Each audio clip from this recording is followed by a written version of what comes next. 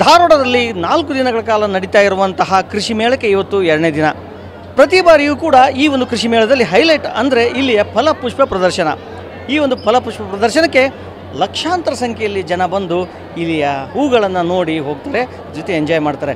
ಯಾಕಂದರೆ ಹೂವು ಅನ್ನೋದು ಜಗತ್ತಿನ ಅತ್ಯಂತ ಅದ್ಭುತವಾದಂತಹ ಒಂದು ಸೃಷ್ಟಿ. ನಾವೀಗ ಯಾವ ರೀತಿ ಈ ಒಂದು ಹೂವಿನ ಲೋಕ ಇದೆ ಅನ್ನೋದಕ್ಕೆ ಇಲ್ಲಿ ತೋರಿಸ್ತಾ ಇದ್ದೀವಿ. ಇಲ್ಲಿ ನೋಡ್ತಾ ಇರ್ಬೋದು ಬಗೆ ಬಗೆಯ ಹೂಗಳು. ನಿಜಕ್ಕೂ ಕೂಡ ಹೂವು ಅಂದರೆ ಎಂಥವ್ರಿಗೂ ಕೂಡ ಇಷ್ಟ.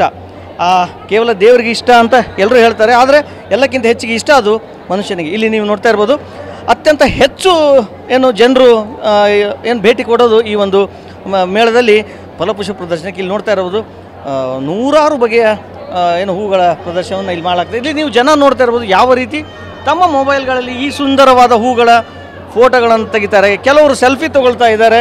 ಅಂದರೆ ನಿಮಗೆ ಇಷ್ಟೊಂದು ವೆರೈಟಿ ಹೂಗಳನ್ನು ಎಲ್ಲೂ ಕೂಡ ನೋಡೋಕ್ಕಾಗ್ತಿರೋಲ್ಲ. ಅದನ್ನು ಕೇವಲ ಒಂದೇ ಪ್ಲಾಟ್ಫಾರ್ಮಲ್ಲಿ ಅಥವಾ ಒಂದೇ ರೂಮ್ ಒಳಗಡೆ ತಂದು ಇಡೋದು ಈ ಒಂದು ಕೃಷಿ ಮೇಳದ, ಧಾರವಾಡ ಕೃಷಿ ಮೇಳದ ಒಂದು ಅತ್ಯದ್ಭುತ ಅಂತ ಹೇಳ್ಬೋದು.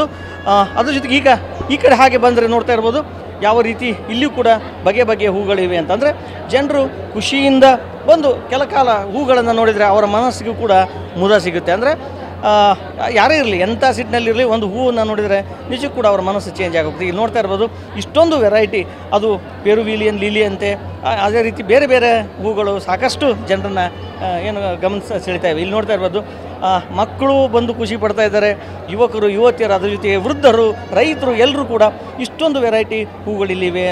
ಅದು ನಿಜಕ್ಕೂ ಕೂಡ ಒಂದೇ ಸೂರಿನಡಿ ಸಿಗ್ತಾ ಇರೋದು ಎಲ್ರಿಗೂ ಖುಷಿ ಪಡಿದೆ. ಹಾಗೆ ಮುಖ್ಯವಾಗಿ ಇಲ್ಲಿ ಪ್ರತಿ ವರ್ಷದ ಹೈಲೈಟ್ ಏನಂದರೆ ಕಲ್ಲಂಗಡಿ ಹಣ್ಣಿನಲ್ಲಿ ಬಗೆಯ ಬಗೆಯ ಚಿತ್ತಾರಗಳನ್ನು ಸೃಷ್ಟಿಸೋದು. ನೋಡಿ ಇಲ್ಲಿ ವೆಜಿಟೇಬಲ್ ಕಾರ್ವಿಂಗ್ ಅಂತ ಹೇಳ್ಬಿಟ್ಟು ಶಿವ ಇರ್ಬೋದು, ಆಮೇಲೆ ಅಬ್ದುಲ್ ಕಲಾಂ ಇರ್ಬೋದು, ಅದ್ರ ಜೊತೆಗೆ ಸಂಗೊಳ್ಳಿ ರಾಯಣ್ಣ, ಹೀಗೆ ಬಗೆಯ ಬಗೆಯ ಮಹಾನ್ ವ್ಯಕ್ತಿಗಳಿದ್ದಾರೆ ಅವರ ಹಾಗೂ ದೇವರ ಭಾವಚಿತ್ರಗಳನ್ನು ಈ ಒಂದು ಇಲ್ಲಿ ನೋಡ್ತಾ ಇರ್ಬೋದು. ಅಪ್ಪುನನ್ನು ಕೂಡ ಕೆತ್ತಲಾಗಿದೆ. ಅಂದರೆ ಇದೆಲ್ಲ ನೋಡ್ತಾ ಇದ್ದರೆ ಕಲಾವಿದರ ಕೈಚಾಳಕ ಈ ಒಂದು ಹಣ್ಣಿನಲ್ಲಿ ಬಂದಿದೆ ಅಂತ ಹೇಳ್ಬೋದು.